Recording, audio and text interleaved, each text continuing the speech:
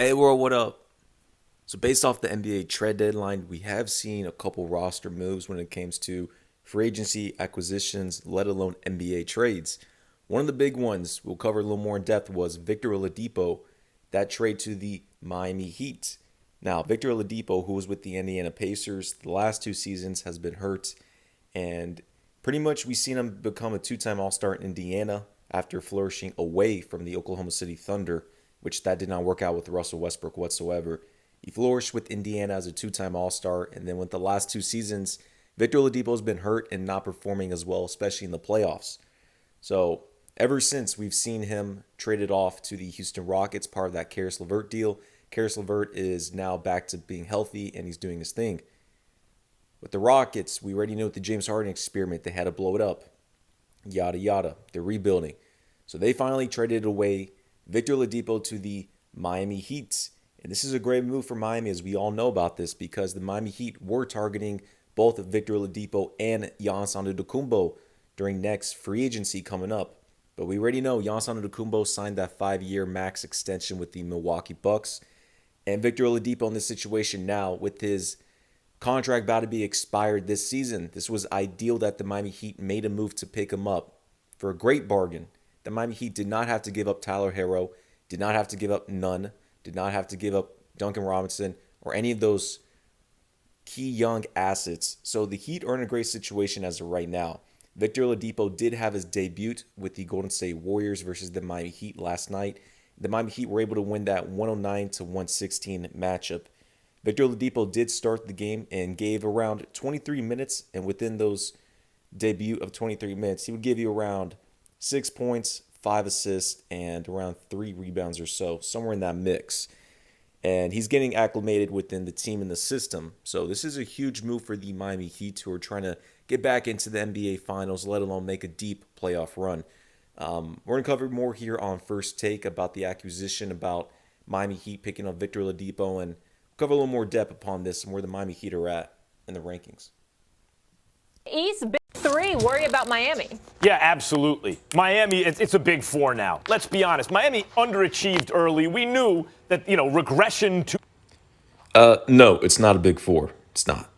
the mean. It doesn't always mean you go backwards. It means you go back to what you expect. That's what's good. That was happening with Miami anyway before the trade. But you know what this is like? It's like a Space Jam. They don't have a Jordan on that team. The other teams in the East have, oh my God, look at that guy, right? Look at Giannis. Look at Embiid. Look at KD and Harden and Kyrie, right? There's no one like that on the Heat. Apologies to Jimmy Butler. But they got the Monstars, a version of that. They got a whole bunch of guys who are really good, who can go get their own shot, who can hit it from the outside, as Stephen A. would say, who are rough riders. Think about how many different guys can come at you at the Heat. And I'm not even talking about like Bam, right? I'm talking about ball handlers who can shoot, create for others, score themselves, create their own shot under pressure.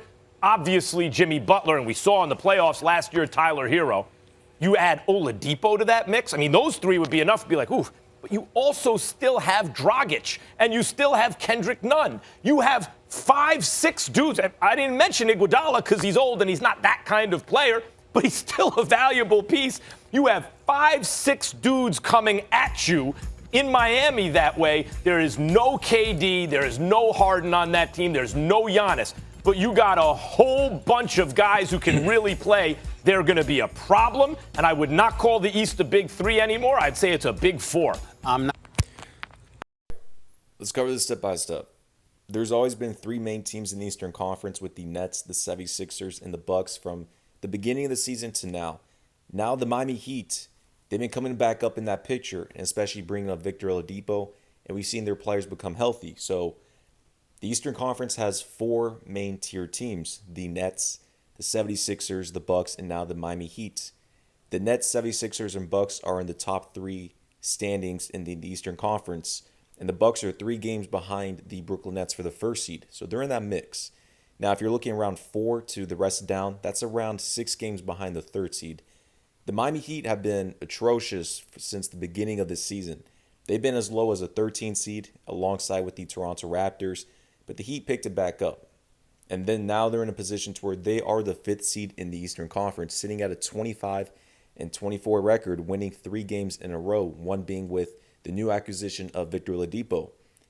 As we're going to look into the second round of the NBA playoffs in the Eastern Conference, I fully expect the Nets, 76ers, Bucks, and Heat to pretty much face off in the NBA semifinals. Now, all these teams are close together when it comes to their games, if they're going to be the 1st seed through the 4th. So ideally, on my matchup, I would love to see within the second round of NBA semifinals in the Eastern Conference. Ideally, I would like to see the Milwaukee Bucks go up against the 76ers, and then the Nets to go against the Miami Heat. That would be an electric matchup for both outings, because if the Bucks go against the Heat again in the semis, the Heat are still going to take them out. Worst case scenario, 6 games. If you're the Miami Heat, ideally you want to go against the Milwaukee Bucks in the second round, but you would have to get a 2nd or 3rd seed when it comes down to it. I fully expect the Miami Heat to finish around a 4th or a 5th seed. They're going to take out the first round matchup pretty simple, and most likely they're going to have to take on the Brooklyn Nets in the second round. So it really depends on the matchups on the side of things as within that. And real quick, if you're looking to the Miami Heat's payroll, they are in a great flexible position for next season. When it comes down to this offseason, if they are trying to target a quote-unquote Kawhi Leonard or a big name upon there, you do have Goran Dragic and Andre Iguodala on team options. And if you're going to total both of those, that's around $35 million right there. That's a max free agent that you can pick up for the team. Victor Oladipo will be a free agent. So this is something to where, if they're going to pick up Victor Oladipo, he may take a pay cut or he may bounce. But due to his interview, he wants to stay in Miami for the long haul. So you're pretty much going to see Jimmy Butler, Oladipo as it is. I do not expect the Miami Heat to pick up a big name. I fully expect Kawhi Leonard as of right now to stay with the LA Clippers, but kind of jumping the gun on this.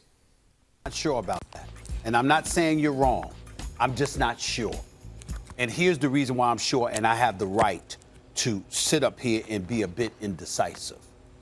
Miami started off the season 7-14. We looked at them, COVID ravaged them, et cetera, and we was like, but we also looked at them and said, what the hell is going on? They don't seem to be the same. Jimmy Butler hadn't seemed to be the same or whatever. They were 7-14. Next thing you know, what did they win? 4 straight. They won 10 out of 13 games.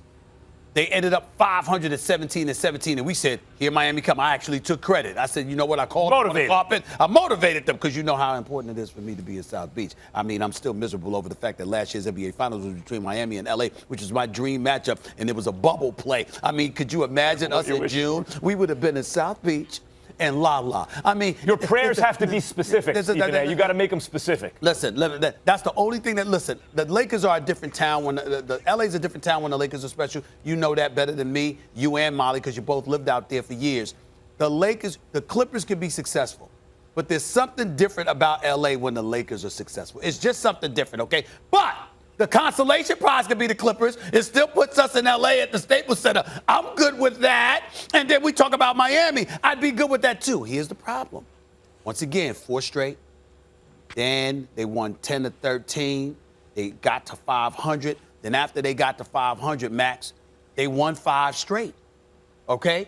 And then they ended up like 22-18 or so, right? They've lost 5 straight. And then we go to Oladipo. And let me tell you what I heard about Oladipo. I personally like Oladipo.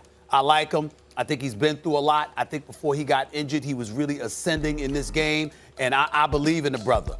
Okay, and he's averaging 20 points a game this year, albeit on 41% shooting, 33% from three-point range, which isn't that impressive. In Houston, they were 4-16 with him. 4-16.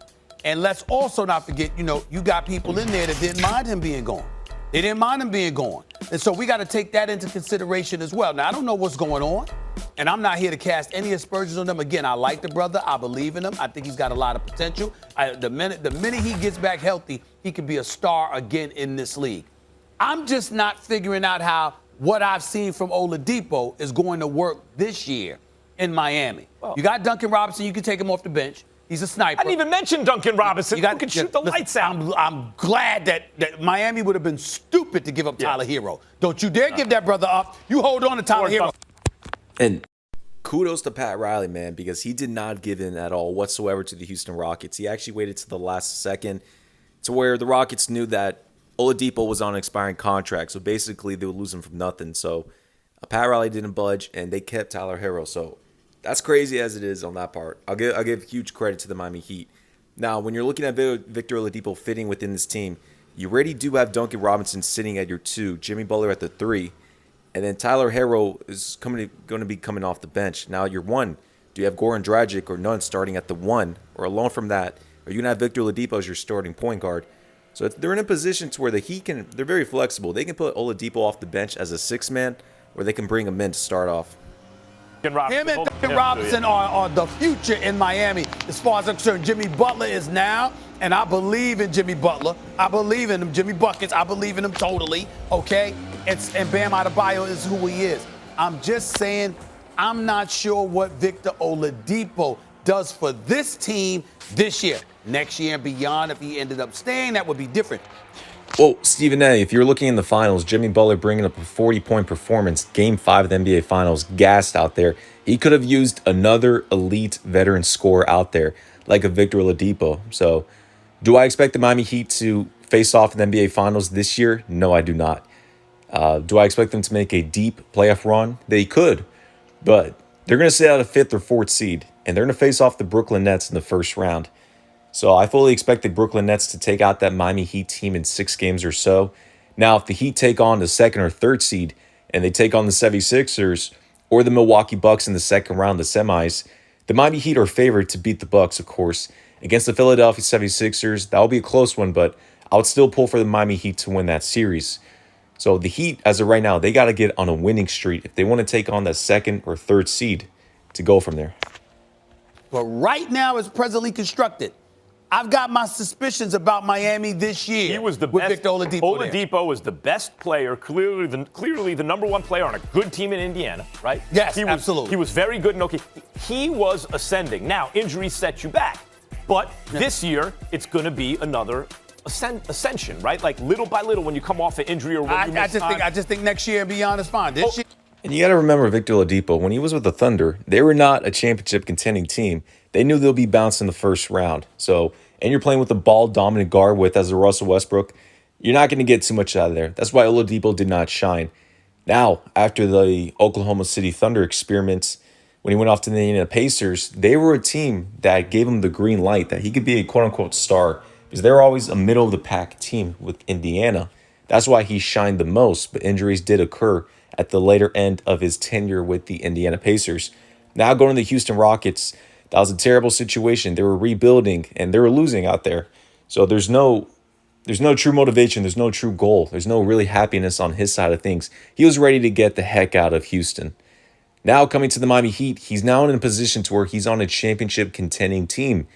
Now, he's not going to be the number 1 option. He can be the 2nd or 3rd ball handler, especially within those scoring options. But we're going to see a strong side of Victor Oladipo in his game. I fully expect him to bounce back on a dominant performance, let alone his confidence to go up.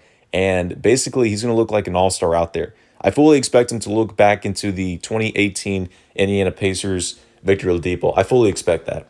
It's the same thing we saw with LaMarcus Aldridge go to the Nets. Same thing with Blake Griffin go to the Nets. If you're on poverty franchises, poverty teams, and you choose and elect to go to the preferred destination, you're going to be happy. You're going to play a certain role. You're going to easily sacrifice for the betterment of your career, let alone the situation you're in to win a championship. And Victor Oladipo, he's not in his later years like Blake and LaMarcus. He's 28 years of age. He's in the prime of his career, usually in that kind of age range. He's going to be good where he's at.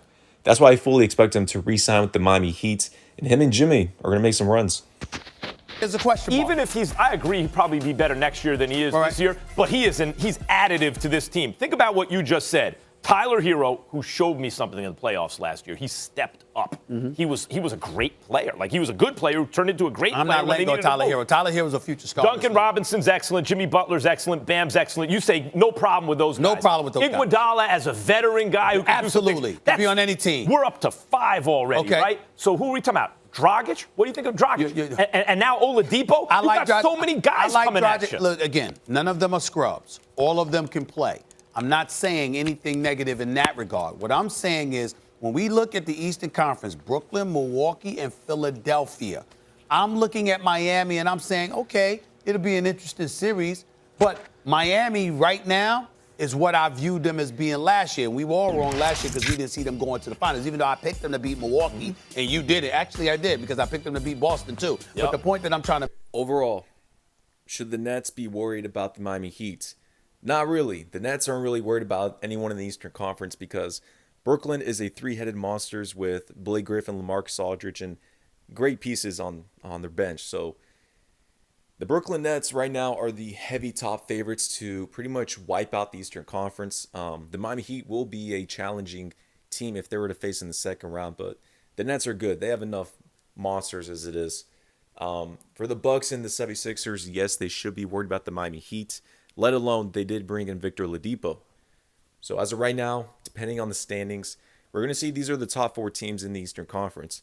Miami may be a fifth seed, but at the end of the day, they can still play the Nets in the second round or whatever. The Miami Heat did miss out on LaMarcus Aldridge. Was a huge loss on their part because they really could have benefited a four, let alone another scorer veteran out there. So it is what it is. The rich guy richer with the Nets picking him up. We'll see some more. There's going to be some more buyouts in the NBA landscape here the next month or so. But the Miami Heat, they'll have a couple games to gel with Victor Oladipo, get the rotation set, and hopefully get on a winning streak.